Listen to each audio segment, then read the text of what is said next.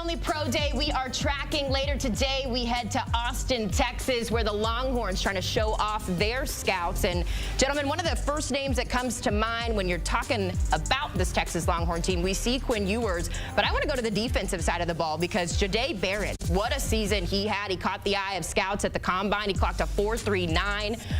Rand, when we talk about him, though, one of the best at his position in this draft, what stands out to you when you talk about Barron making that next jump to the NFL? I think the first thing that jumps out is how urgent he plays, and he's super competitive, and he's tough. And like you said, with the speed, you see that when he closes, when he has to transition, put his foot in the ground and drive on the ball, you see that instantly. And I think it's something that most people hadn't talked about because you see this size and you see the speed. Like, he's versatile. He can play outside, he can play inside. And like Ryan and I talked on the podcast earlier, this league is about the more you can do, and he fits that perfectly for NFL defenses, being able to play outside corner and nickel as well. What do you think about him, Ryan? What are you looking for when he takes the field today for Pro Day? Haley, I'm smiling because, as our buddy Pete Prisco makes fun of me about, I fall in love with these guys. We talked to Jahdae Barron at the Combine.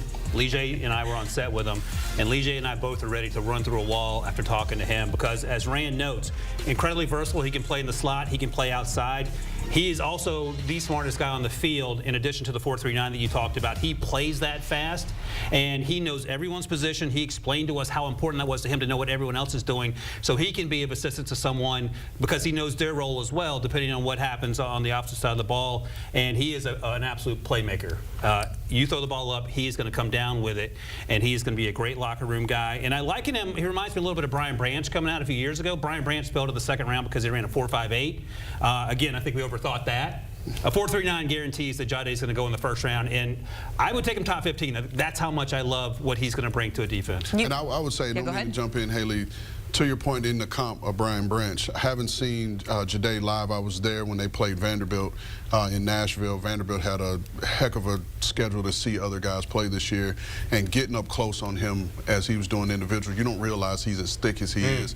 So along with his versatility, I think there's a chance he could eventually play some safety too. Love it. I was going to say, you mentioned the big plays. We have a hard time forgetting the big plays because he had the game-winning interception in that Peach Bowl game against Arizona State, and my husband, a big Arizona State guy, so we will never forget Jahdae Barron for sure.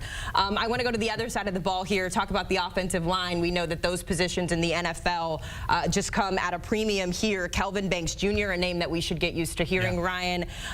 You have him, or you like him, going forth to the Pats, so Drake May saying thank you very much, but tell us a little bit more about what we can expect from him today. So once again, had Kyle Long on today to talk offensive line on with the first pick. That'll come out tomorrow, but I'll give you at least a little sneak preview, Haley. He had Kelvin Banks ranked second.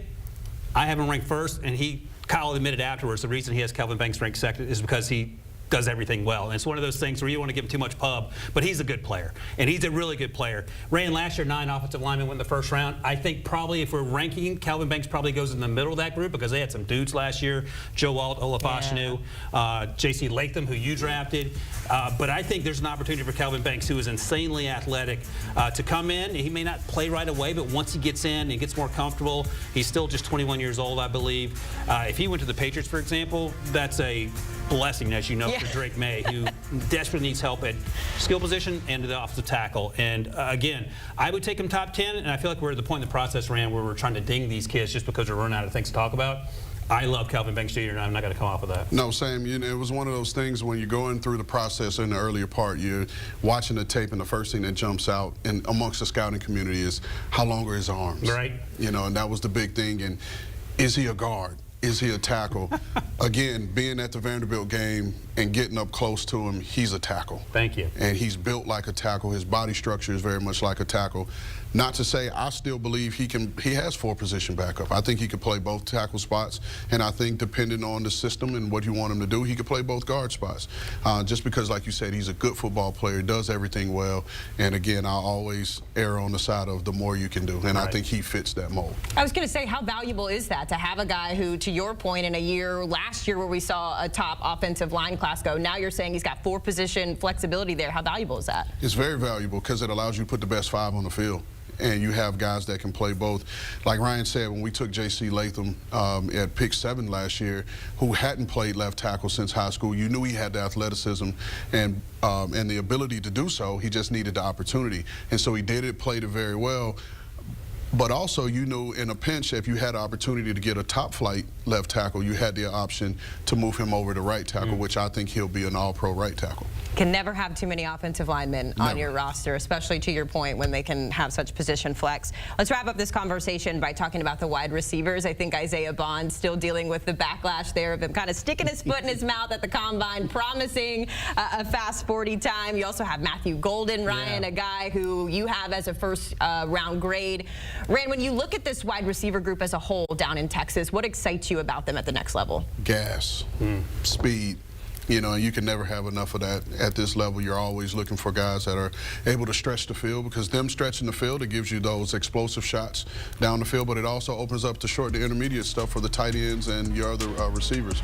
And so both of these guys have plenty of speed to burn, and I think you saw that on display in Coach Sarkisian's offense. I love Matthew Golden, and it's funny, Haley, because coming into the season, the conversation was about Isaiah Bond, the Alabama transfer, and he was dinged up for part of the year. Matthew Golden, the Houston transfer, track guy, as Rand notes, track speed. He ran a 4.29, and you know, someone said to me he doesn't play a 4.29. I don't know if anyone outside of Tyreek Hill plays a 4.29, but he plays 4.4, and my comp for him was Jordan Addison in terms of things he's capable of doing. He's a little bigger in terms of the weight. I think Jordan's about 175 coming out, but is that sort of versatility inside or out, and he played mostly outside of Texas, but you can move him inside, has return ability, and he is going to be a number 2 on day 1 that can help. Like if he went to Buffalo, for example, you feel great about that because that gives Josh Allen a downfield weapon, someone who can stretch the field, but I don't know if he'll be on the board in the 30s. I think he could go much higher than that, and then the conversation becomes, Rand, is he going to get drafted? I think I love Tyrone McMillan, but he's going to get drafted number 2, maybe ahead of Luther Burden III, and those are the conversations teams are sorting out now. But Isaiah Bond, I think the concern with him, I think he's a day 2 guy, but I've heard there's some off-field concerns that he has to sort through, so we'll see what that means on draft day, but he's extremely talented as well. It was just fun to watch Matthew Golden emerge as one of Quinn Ewers' favorite targets. Yeah, he certainly made the most of his 1 year in Austin, nearly 1,000 yards receiving there. Ryan, really quick, I want to tie a bow on this conversation by talking about Quinn Ewers. I think that oblique injury really affected him a little bit more than what we gave him credit for. So when you see him take the field later, what's the biggest thing he needs to prove to the scouts? He's got to stay healthy, and he can't prove that today, Rand, but I just want to see him complete passes, show off that arm strength, and be consistent and look good in the workouts, because this is geared towards him having success. The issue with him is staying healthy. If he were able to stay healthy, I think he would probably be a day 2 guy, and maybe he ends up being one. But I've talked to scouts that think that Will Howard has a chance to get drafted ahead of Quinn Ewers because of the health and the size concerns. It's going to be interesting, but the draft 30 days away. Rand, thanks for being with us. I know you are so busy.